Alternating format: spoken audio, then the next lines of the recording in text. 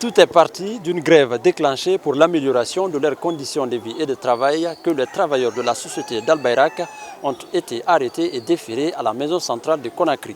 Ils sont accusés pour participation délictueuse à un attroupement et destruction de biens. Après moins de 10 jours passés à la maison centrale de Conakry, ce jeudi, les plaidoiries et réquisitions ont eu lieu. Le parquet a requis de 6 à 1 an d'emprisonnement et au paiement de 500 à 2 millions de francs guinéens contre quelques accusés. Globalement, le procès s'est très bien passé. Et au regard des débats, des réquisitions et plaidoiries, il a été établi qu'aucune des deux infractions reprochées à nos clients ne tienne. Donc, la seule chose que le juge a à faire, c'est de les relaxer purement et simplement. Parce qu'on ne comprend pas comment est-ce que des gens qui se retrouvent en position de grève, comprennent et on les met en prison. Poursuivant, la défense a exprimé sa désolation suite à l'incarcération de leurs clients sur un dossier qu'il qualifie de vide.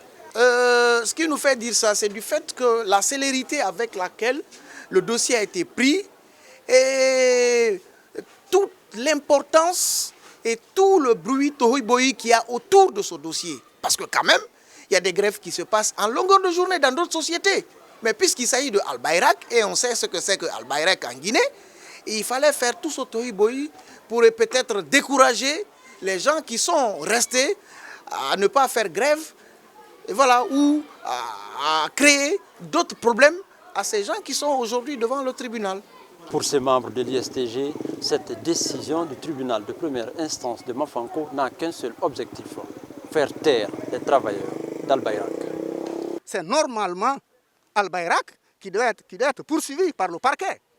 Parce que Al-Bayrak, conformément aux dispositions de l'article 431.6, 431.7 et 431.8 de la loi 072 CNT du 10 janvier 2014, dispose que si l'employeur s'oppose, ou un employeur ou un travailleur, tout travailleur ou tout employeur qui s'oppose à la grève, doit être poursuivi pénalement.